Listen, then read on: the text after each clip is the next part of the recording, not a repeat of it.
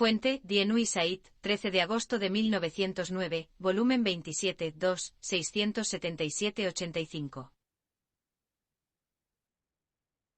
Gompers, el presidente de la gran organización obrera estadounidense, la Federación Americana del Trabajo, ha venido a Europa para, dijo, estudiar las condiciones laborales de Europa y allanar el camino por una relación más estrecha entre los sindicatos estadounidenses y europeos.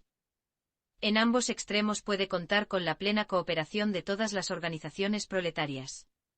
La socialdemocracia siempre ha apoyado a cualquiera que quisiera estudiar las condiciones laborales, incluso si provenía del campo enemigo.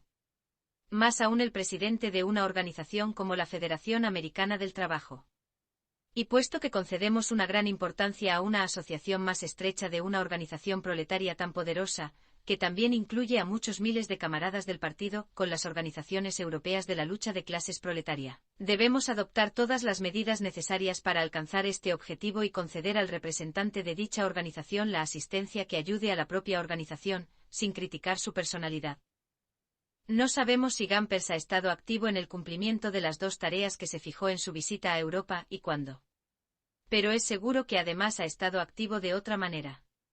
Recorrió Europa para dejarse agasajar en asambleas públicas y llevar a cabo propaganda para el tipo especial de actividad sindical que él mismo realizaba en las asambleas públicas. Campeones. Pero tan pronto como entró en ese campo, se colocó en una posición en la que debía someterse a la crítica pública. Los deberes de solidaridad internacional no nos obligan de ninguna manera a estar de acuerdo acríticamente con ningún propagandista extranjero porque venga del extranjero.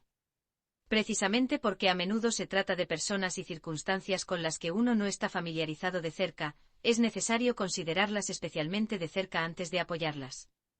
Y aplaudir significa apoyar. En la reunión que Gompers celebró en Berlín el 31 de julio de 1909, para hablar sobre el movimiento sindical, extrañamente impidió que los camaradas que asistieron supieran con más detalle con quién estaban tratando, y se negó a responder a la pregunta sobre su posición hacia la socialdemocracia como impropia y personal. Por lo tanto, el señor Gompers debe invitar a otras personas a responder esa pregunta por él. Lamento que mi ausencia momentánea de Berlín me haya impedido hacerlo incluso antes. Ya se señaló en la reunión en el sindicato local que Gompers es un enemigo de la socialdemocracia estadounidense.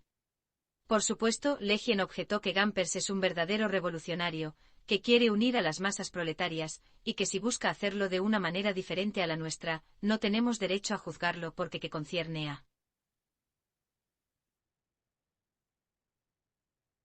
Copyright Warenzeichen Konin Clique Brill NV, Leiden, 2008 DOI. 10.1163-1569-20 x 315-275. Solo los trabajadores estadounidenses. Si el camarada Legien recibió esa información de Gompers, fue gravemente engañado, porque nada puede estar más equivocado que esa afirmación. Gompers no solo es un oponente de la forma especial que el movimiento socialista ha asumido en América, sino un enemigo de la lucha de clases proletaria en general. Para saber cuáles son sus puntos de vista, uno no solo debe saber lo que le dijo a sus amigos europeos, sino también lo que dijo a su audiencia estadounidense. Basta con escuchar, por ejemplo, sus declaraciones en la fiesta de despedida que se celebró el día anterior a su partida a Europa. Ese partido en sí era característico. Junto a los representantes de las organizaciones obreras había un gran número de representantes del capitalismo y sus secuaces, entre ellos el fiscal de Nueva York. Ante estas personas, Gompers declaró que viajó a Europa para estudiar y ver si los métodos tan elogiados allí son realmente los correctos. 1. Pero agregó, ya sabía que esos métodos son falsos. Ya debo decir, continuó alzando la voz, que la forma en que se practica la política laboral en Europa es completamente insatisfactoria. Me gustaría darles un ejemplo. Poco después del Congreso de nuestra Federación, me puse en contacto con las diferentes organizaciones sindicales y gobiernos de los países europeos, y les pedí que me dieran la oportunidad de orientarme sobre sus condiciones organizando una reunión de representantes de todos los países. Las tendencias del movimiento obrero. Y el gobierno. Poco después recibí de Budapest, la capital de Hungría, 2 cartas de representantes de los trabajadores y del gobierno, que declaraban casi con las mismas palabras, que las relaciones de las organizaciones de trabajadores con el gobierno no eran tales que hicieran posible una deliberación común o un trabajo conjunto.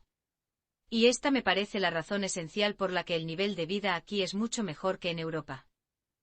Nosotros en Estados Unidos siempre podríamos deliberar juntos representantes de los trabajadores y del gobierno, e incluso esta noche hemos visto un ejemplo vivo de eso. Nadie aquí es más sinceramente bienvenido por los trabajadores organizados que el fiscal de Nueva York. Y así debe ser. A menudo no estamos de acuerdo, pero incluso sin habernos puesto de acuerdo siempre nos conocemos mejor y después nos entendemos mejor. ¿Por qué no deberíamos hacer eso? No compartimos todos la misma patria. No tenemos todos los mismos intereses, el mismo deseo común de hacer a nuestro pueblo más feliz, más libre y más próspero. No sé qué veré allí. Pero esto es lo que puedo decir, sé que nada me convencerá de que la disposición de lucha de los trabajadores contra el gobierno y a la inversa, del gobierno contra los trabajadores pueda hacer algún bien a cualquiera de los lados. Desafortunadamente Kautsky no dio la fuente de los discursos del partido de despedida, por lo que las citas han sido retraducidas del alemán. Mi mensaje a los hermanos europeos será un mensaje de amor, armonía y confianza mutua entre nosotros y nuestros compatriotas. Aquí tenemos al político Gampers. Desborda confianza para los compatriotas capitalistas, con la convicción de que quieren lo mejor para el pueblo porque tienen los mismos intereses que los proletarios. Los antagonismos políticos no son producto de contradicciones de clase, sino de tonterías. Si los obreros y burgueses alemanes fueran tan inteligentes como el señor Gampers, no habría luchas de clases en Alemania. Sin embargo, no se puede decir que esta confianza ciega se derive del hecho de que en Estados Unidos el gobierno y los capitalistas son especialmente amigables con los trabajadores. Difícilmente hay una clase capitalista más inescrupulosa y vulgar que la estadounidense, y difícilmente hay un país en el que la clase capitalista tenga un control más absoluto del instrumento de poderes, en el que las leyes sean más descaradamente manipulado, y cuando rentable, violado, en beneficio de los capitalistas y en detrimento de los trabajadores, que los Estados Unidos.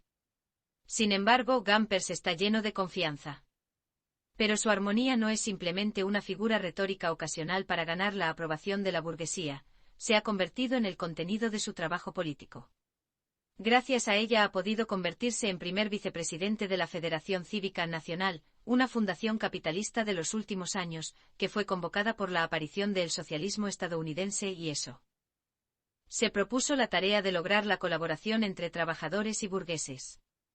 En realidad es una organización de lucha contra el socialismo y la lucha de clases proletaria, que gracias a los amplios medios financieros a su disposición, es capaz de llevar a cabo una propaganda enérgica. La Federación Cívica es en realidad cada vez más el equivalente para los Estados Unidos de la Reichsverband alemana, Liga Imperial contra la Socialdemocracia. Y es el vicepresidente de este Reichsverband americano el que fue presentado a los trabajadores de Berlín el 31 de julio de 1909, como un verdadero revolucionario que merece su más cálida simpatía.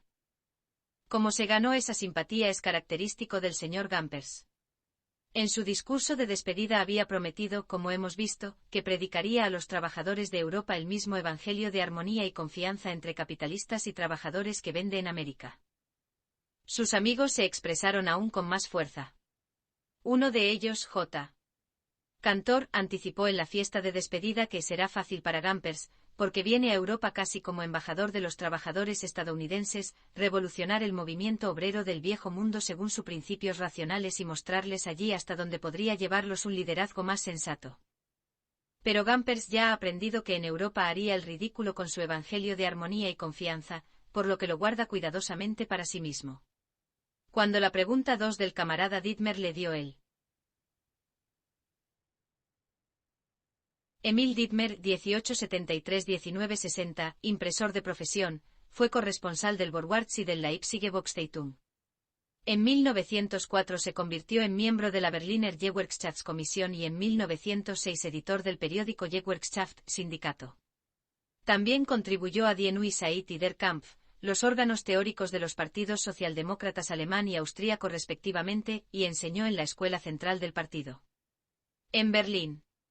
De 1914 a 1933 Dittmer sirvió en la comisión de prensa de los Vorwärts, donde durante la Primera Guerra Mundial representó la visión social patriótica de la mayoría de los Generalkommission der Gewerkschaften.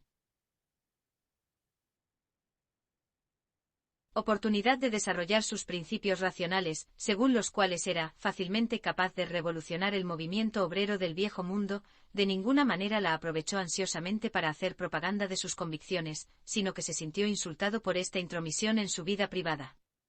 Asuntos. Gompers desempeña su doble papel como presidente de la Federación Americana del Trabajo y vicepresidente de la Federación Cívica solo en Estados Unidos. En Europa aparece exclusivamente en el papel de presidente de la Federación Sindical. Olvidó su papel como vicepresidente del Reichsverband durante el cruce. El señor Gompers trabaja como comedor socialista solo en etapas en las que su claque es segura. La precaución es la mejor parte del valor. Pero ¿por qué el vicepresidente del Reichsverband estadounidense se tomó la molestia de ir al campo de la socialdemocracia para obtener su aprobación? No lo habría hecho si no lo hubiera necesitado. El señor Gompers está en camino de arruinarse a sí mismo en Estados Unidos. Sus fracasos han sido últimamente demasiado grandes.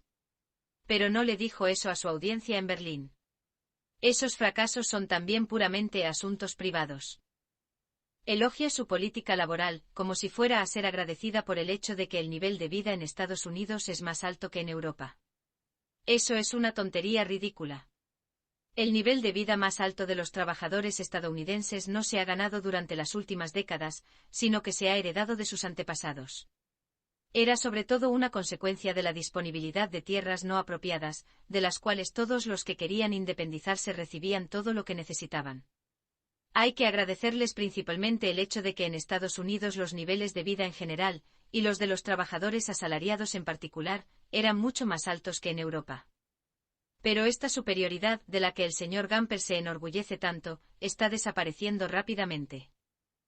Eso está claramente atestiguado por el completo agotamiento de la emigración alemana a América. Hace unas décadas, un trabajador alemán todavía mejoró considerablemente su situación emigrando a los Estados Unidos, por esa razón muchos fueron allí para probar suerte. Hoy en día, la superioridad de los niveles de vida estadounidenses se ha vuelto tan mínima que la emigración ya no paga. El germen de un trabajador, en general, ha elevado su nivel de vida durante las últimas décadas, mientras que el del trabajador estadounidense ha disminuido. Según las estadísticas de 1896 mencionadas a menudo, el poder adquisitivo de los salarios estadounidenses se situó un 4,2% por encima del promedio de la década 1890 a 99. En 1905 estaba solo un 1,5% por encima de ese promedio, e incluso ese porcentaje seguramente se debió haber perdido como consecuencia de la crisis. Precisamente durante la década en que el movimiento obrero estadounidense estuvo dominado por el señor Gompers, el movimiento ascendente de la clase obrera estadounidense se detuvo. Sabemos muy bien que eso dependía de factores de los que Gompers no es responsable. El agotamiento de la reserva de tierras libres, la afluencia de masas de trabajadores con niveles de vida más bajos, la aparición de grandes empresas industriales en el sur y por último, pero no menos importante, el fortalecimiento de las asociaciones capitalistas han producido este resultado. Pero en cualquier caso, demuestra que Gompers no tiene ninguna posibilidad real de jactarse de la superioridad de las condiciones de trabajo estadounidenses sobre las europeas y presentarlas ante los trabajadores europeos como los frutos de su política de armonía y confianza. El señor Gompers no ha creado las tendencias degradantes del capitalismo hoy en día tan fuertemente en América que operan en Estados Unidos, pero ha hecho todo lo posible para allanar su camino, porque su política de colaboración de clases condenó al proletariado a impotencia política completa. El proletariado solo puede adquirir poder político uniéndose en una organización política especial de clase. Gompers y sus hombres han ejercido toda su influencia para hacer imposible tal organización. Los proletarios no deben construir un partido obrero especial, sino vender sus votos al mejor postor entre los candidatos burgueses. Solo que no deberían hacerlo en el sentido vulgar de vender sus votos por dinero. Deberían dárselos a aquellos candidatos burgueses que les hagan más promesas. Un más ridículo además de corrupto. Y la política políticamente desmoralizadora para el proletariado es difícilmente imaginable. Gracias a ella no hay suelo industrial democrático en el que el trabajador sea tratado con más desprecio por el gobierno, y especialmente por los tribunales, que Estados Unidos. De año en año, la libertad de acción del proletariado estadounidense, que originalmente era tan significativa, se vuelve más limitada. Nunca antes esa libertad de acción fue tan pequeña como lo es hoy. El boicot ha sido calificado como un crimen. Cuando los capitalistas lo desean, la huelga también puede hacerse judicialmente ilusoria por una decisión de los tribunales federales. En la práctica, ya era así incluso antes, debido a las medidas cautelares. La legislación para la protección de los trabajadores están atrasados y no hacen el más mínimo progreso. Cuando alguna regulación en beneficio de los trabajadores es aprobada por una asamblea legislativa por motivos demagógicos, los capitalistas no tienen que temer que les perjudique, porque los tribunales declaran anticonstitucional cualquier interferencia con los derechos de propiedad y por lo tanto son capaces de destruir cualquier ley laboral, una tarea a la que se aplican con la mayor diligencia. Recientemente el Tribunal de Ohio anuló una ley que prohibía el trabajo infantil nocturno en las fábricas. Una decisión de la Corte Suprema declaró inconstitucional una ley federal que responsabilizaba a las compañías ferroviarias por los accidentes sufridos por sus empleados en el trabajo. En el sur de En los Estados Unidos todavía existe plena libertad de explotación de mujeres y niños, y sus hechos hasta el día de hoy repiten en masa todas las prácticas infames y horribles de los infiernos fabriles de Lancashire en los años 1830 y 1840, que fueron entonces estigmatizados incluso por políticos conservadores, pero que, en el siglo XX despliegan sin obstáculos sus impulsos múltiples en la Gran República, que está tan orgullosa de sus condiciones de trabajo. Un órgano filantrópico burgués, Charities of New York, publicó a principios de este año una investigación sobre las condiciones de trabajo en Pittsburgh, la comunidad más floreciente del mundo, y resumió sus resultados en los siguientes puntos. Un increíble exceso de trabajo de todos los trabajadores, que alcanzó su punto máximo en el turno de 12 horas, 7 días a la semana de las acerías y las fábricas de rieles. Bajos salarios para la gran mayoría de los trabajadores en las fábricas, no más bajos que en otras ciudades, pero bajos en relación con los precios, tan bajos que no son suficientes para el mantenimiento de los niveles de vida normales estadounidenses, salarios calculados para personas solteras, no para jefes de familia. Incluso salarios más bajos para las mujeres, que por ejemplo en la industria metalúrgica, donde el porcentaje de trabajadoras es lo suficientemente amenazante, recibieron solo la mitad que los trabajadores no organizados en las mismas empresas y solo un tercio de los salarios de los trabajadores organizados. Finalmente el informe menciona entre las bellezas de Pittsburgh el tifus y una enorme cantidad de accidentes que cuestan miles de vidas cada año. Y además de todo eso, los asesinatos judiciales más viciosos tan pronto como se trata de poner a los proletarios problemáticos fuera del camino, como Moyer y Hagwood, 3 que seguramente cometieron el crimen de depositar menos confianza en el gobierno que el señor Samuel Gompers. Los sindicalistas alemanes no ignoran todo esto. La ironía del destino quiso que solo recientemente un órgano sindical alemán sostuviera estos hechos precisamente en mi contra. En mi libro de Road to Power, me referí a la disminución de los salarios estadounidenses y comenté: ninguna clase obrera goza de mayores libertades que la estadounidense. Ninguno es tan práctico en su política más libre. De todas las teorías revolucionarias que podrían distraer su atención del trabajo detallado de mejorar su condición. 4. El Grunstein comentó sobre esto. ¿Qué tipo de libertades tienen entonces los sindicatos estadounidenses? Tienen sufragio libre, el derecho de reunión y asociación, la libertad de celebrar manifestaciones y además, la libertad de mandamientos judiciales. La práctica de los tribunales corrompidos por el dinero fiduciario. Charles Moyer, 1866 a 1929, fue el presidente de la Federación Occidental de Mineros, WFM, de 1902 a 1926. William Dudley Big Bill Hagwood, 1869 a 1928, fue un líder de la Federación Occidental de Trabajadores y más tarde miembro fundador de los Trabajadores Industriales del Mundo, IWW. Un líder de larga data del Partido Socialista de América, en enero de 1913 Hagwood fue retirado de su Comité Ejecutivo Nacional por supuestamente abogar por la violencia.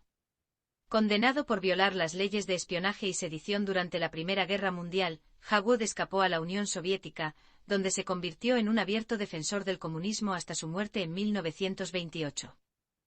En 1905, Hagwood y Moyer fueron acusados de participar en el asesinato de Frank R. Stunenberg, el exgobernador de Idaho. Stunenberg fue muy odiado por el movimiento sindical por haber utilizado tropas federales para ayudar a romper las huelgas durante su mandato. Más de 1000 sindicalistas y sus simpatizantes fueron detenidos y mantenidos en empalizadas sin juicio. James M. C. Parland, de la agencia de detectives Pinkerton, fue contratado para investigar el asesinato. M. C. Parland arrestó a Harry Orchard, un extraño que se había alojado en un hotel local donde se encontró dinamita. M. C. Parland ayudó a Orchard a escribir una confesión en la que declaró que había sido un asesino a sueldo para el WFM, asegurándole que esto lo ayudaría a obtener una sentencia reducida por el crimen. En su declaración, Orchard nombró a Hagwood y Charles Moyer. También afirmó que un miembro del sindicato de Caldwell, George Pettibone, también había estado involucrado en el complot. Estos 3 hombres fueron secuestrados en Denver por agentes de la agencia de detectives Pinkerton con la connivencia de los gobernadores de Colorado e Idaho, contrabandeados de regreso a Idaho para juicio, y acusado del asesinato de Stunenberg. El 3 de diciembre de 1906, la Corte Suprema de los Estados Unidos, con una disidencia, dictaminó que el arresto de los líderes sindicales y la expulsión forzosa de Colorado no violó ningún derecho constitucional de los acusados. Charles Darrow, un abogado especializado en la defensa de sindicalistas, fue empleado para defender a Hagwood, Moyer y Pettibone. El juicio tuvo lugar en Boise, la capital de Idaho. Se supo que Harry Orchard ya tenía un motivo para matar a Stunenberg, culpando al gobernador de Idaho por destruir sus posibilidades de hacer una fortuna de un negocio que había comenzado en la industria minera. El 29 de julio de 1907, el jurado absolvió a Hagwood. En enero de 1908 Moyer también fue declarado inocente y los cargos contra Pettibone fueron retirados. Kautsky, The Road to Power, Capítulo 8, Disponible en http://www.marx.org/archive Kautsky/1909/power/ch08.htm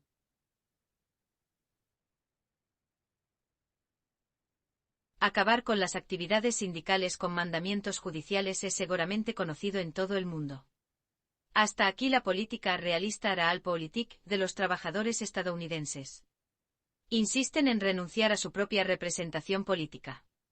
¿Desde cuándo se ha llamado una política realista? Eso ciertamente no es una ideología revolucionaria, sino servil. 5. La política realista del señor Gompers es también una ideología, de hecho, no una ideología revolucionaria, sino una ideología servil.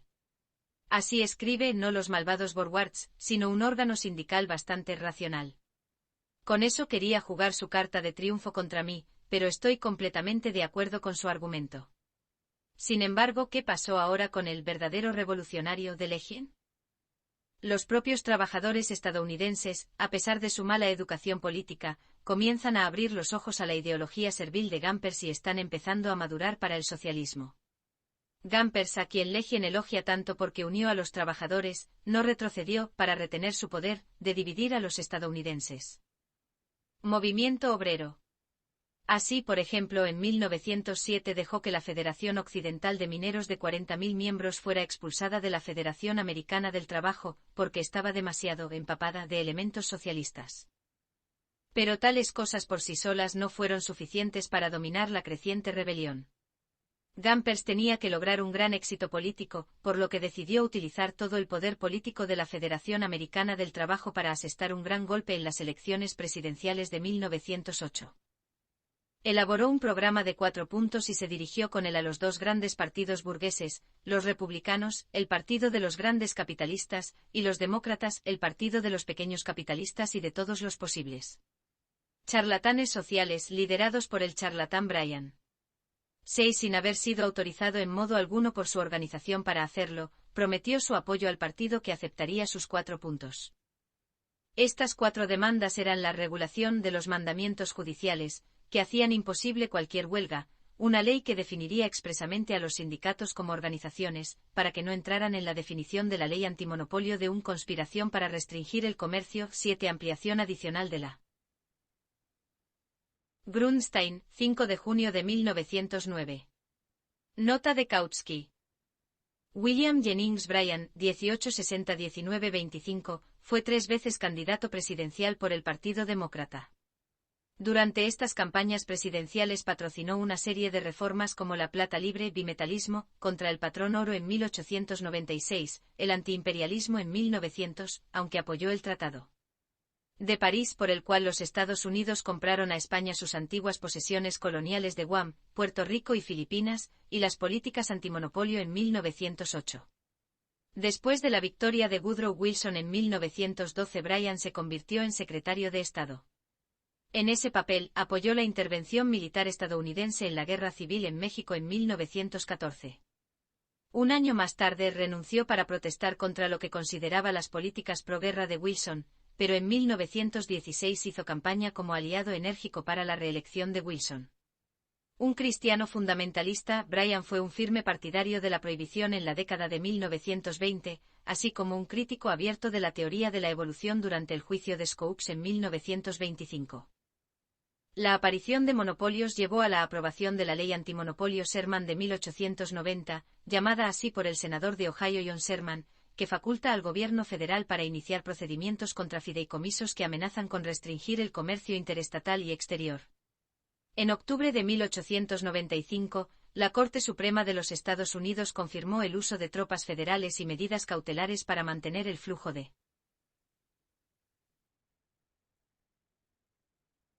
jornada de 8 horas, que ya desde 1868 ha sido obligatoria para los empleados públicos federales, a las empresas privadas que trabajan para el gobierno, de ninguna manera la jornada de 8 horas como la jornada laboral normal para todos los trabajadores, y finalmente una jornada federal ley de responsabilidad patronal.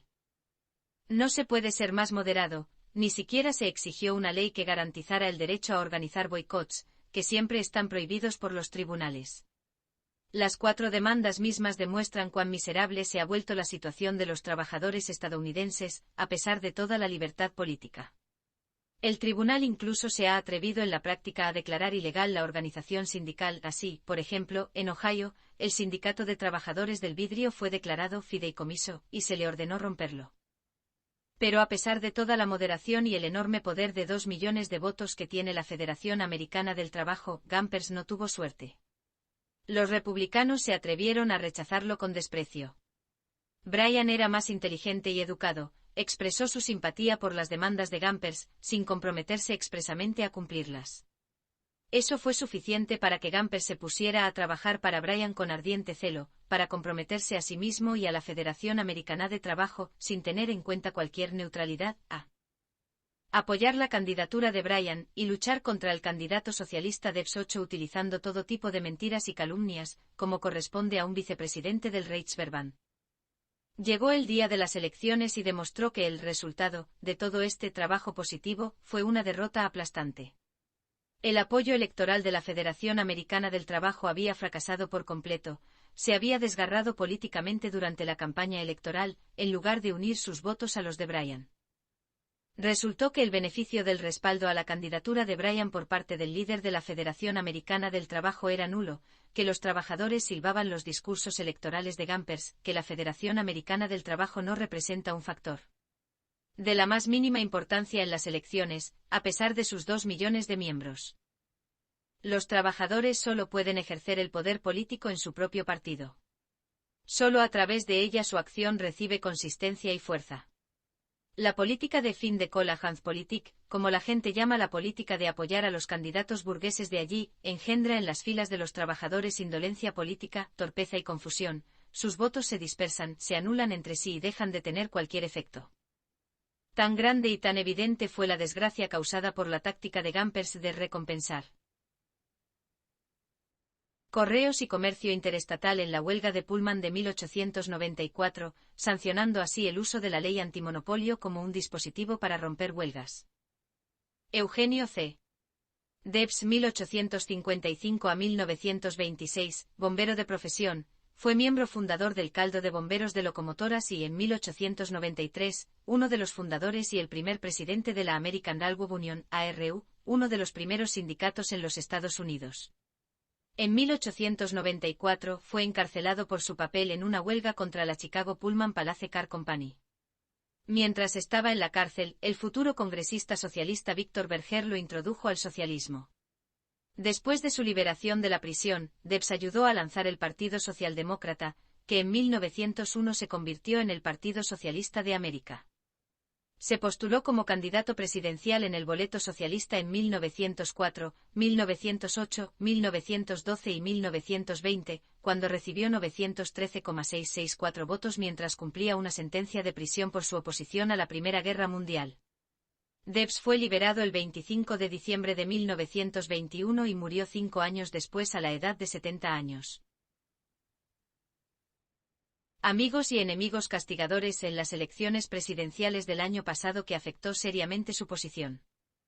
Eso habría salido inmediatamente a la luz si no hubiera tenido la suerte de convertirse en un mártir precisamente en ese momento. No solo era el vicepresidente de la Federación Cívica, sino también, aunque progresivamente menos, el presidente de la Federación Americana del Trabajo, y como tal, entró en conflicto con los tribunales, a pesar de toda la armonía. Después de las elecciones, en diciembre de 1908, la Corte Suprema del Distrito de Columbia lo condenó a 1 año de prisión, porque en el periódico American Federationist, publicado por la Federación Americana del Trabajo, había aparecido una nota de boicot. Otra indicación más de los resultados prácticos de la confianza de Gompers. 9. El efecto inmediato de la sentencia fue silenciar todas las críticas a Gompers en las filas del proletariado combativo. Incluso los socialistas, a quienes acaba de atacar tan duramente, le declararon su apoyo en su conflicto con los tribunales. Pero este halo de mártir no podía durar mucho, tanto más cuanto que los tribunales recordaban oportunamente cuán útil es la confianza de Gompers para las clases dominantes. El Tribunal de Apelaciones declaró en marzo de 1909 que el boicot, de hecho, es ilegal, pero no la nota. Declaró a Gompers libre. Es improbable que el Tribunal Supremo revoque esa sentencia. Gompers no será encerrado y no se convertirá en un mártir. ¿Entonces qué? Ya era hora de reforzar su reputación, por lo que Gompers recordó sus deberes internacionales, que hasta ahora le habían preocupado muy poco. Especuló sobre el fuerte sentimiento internacionalista de los proletarios europeos y su escaso conocimiento de los asuntos estadounidenses. Si abandonaba su papel como vicepresidente del Reichsverband en América y llegaba como presidente de la poderosa Federación Sindical, sería recibido con entusiasmo general. Este entusiasmo, que estaba destinado a las organizaciones de clase del proletariado estadounidense, puede falsificarlo después de su regreso a América en un apoyo exultante a su propia política. Lo que se entendía como apoyo moral a la lucha de clases proletaria podrá explotarlo como apoyo moral para la integración de la lucha de clases a través de la idea de armonía de intereses entre el capital y mano de obra. Lo que se dijo para estimular la lucha por la emancipación ayudará a desacreditar a los socialdemócratas estadounidenses, al permitir que Gompers señale que están aislados en el mundo, que el 22 de marzo de 1907, el Consejo Ejecutivo de la AFL votó para colocar la Buxtehude Rein CO en su lista We Don't Sponsorize. El trasfondo de esta decisión fue una huelga organizada por la Hermandad Internacional de Empleados de Fundición después de que la compañía intentara aumentar las horas de trabajo de sus empleados. El presidente de Buxtehude Rein CO era J.W. Van Cliff, que también era el presidente de la Asociación Nacional de Fabricantes y un notorio enemigo del trabajo organizado. Después de que la nota de boicot fue publicada en el American Federationist, la compañía obtuvo del juez Gould de la Corte Suprema del Distrito de Columbia una orden judicial contra el boicot, que también prohibió a todos los oficiales y miembros de la AFL hacer cualquier referencia pública a ella. La AFL eliminó a Buxtehude Rein CO de su lista de no patrocinamos, pero los efectos de la orden judicial se discutieron en las páginas de la American Buxtehude Rein CO federacionista y en discursos de oficiales de la AFL. Sobre la base de estas publicaciones y declaraciones, poco después de las elecciones generales de 1908, Gompers, John Mitchell y Frank Morrison, presidente, vicepresidente y secretario respectivamente de la AFL, fueron sentenciados por el juez Wright a penas de cárcel que van de 1 año a 6 meses. Los socialdemócratas de otros países lo celebraron a él y a su política, sin voz de protesta, repudiando así a la socialdemocracia estadounidense. En resumen, Gompers engañó a los trabajadores europeos para mantener las apariencias que necesita para continuar engañando a los trabajadores estadounidenses. Si Gampers experimenta una vez más la necesidad de presentarse a los trabajadores alemanes, ahora los compañeros saben cuál es su posición. No aconsejo, como dije, tratar a Gampers de manera descortés.